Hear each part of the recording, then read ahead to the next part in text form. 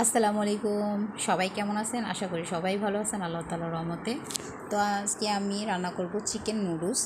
Chicken noodles রান্না করার জন্য এখানে নিয়ে নিয়েছি চিকেন সিদ্ধ, তারপরে নিয়ে নিয়েছি পেঁয়াজ কুচি, রসুন কুচি, কাঁচামরিচ আর একটু আদা কুচি, সাথে নিয়েছি ধনিয়া পাতা কুচি, শসা, গাজর কুচি।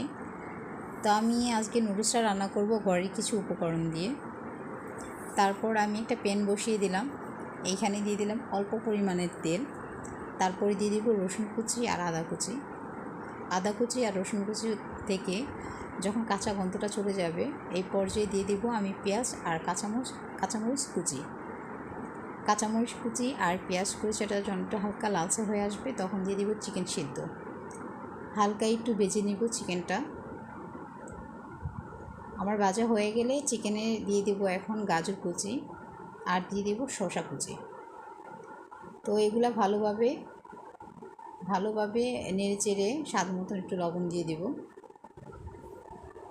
তো ভালোভাবে নেড়ে চেড়ে আমি 5 মিনিট ঢেকে রাখবো যেন গাজরটা আর শসাটা সিদ্ধ হয়ে আসে। তো গাজর আর শসা যখন সিদ্ধ হয়ে আসবে তারপরে দিয়ে দেবো আমি চাট মশলাটা দিলে ভালো, গ্রানটা অনেক ভালো আসে। আমি এখানে নুডলসের কোনো মশলা ইউজ করব না। এই পর্যায়ে দিয়ে দিব নুডলস, যেটা সিদ্ধ করে রাখছি ওই নুডলসগুলো দিয়ে দিলাম।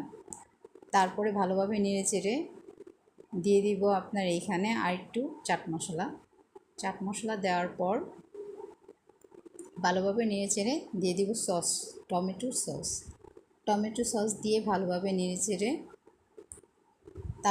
তারপরে দিয়ে দেব ধনিয়া পাতা কুচিটা দেওয়ার পর আমি পরিবেশনের জন্য একটা প্লেটে নিয়ে নেব।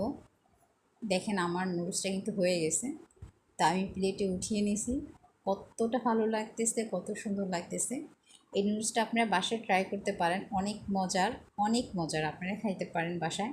আমি কিন্তু যখন রান্না করছি তখন আমার কাছে অনেক ভালো লাগছে, এমনকি রান্নার পরও আমি অনেক খাইছি, অনেক মজা।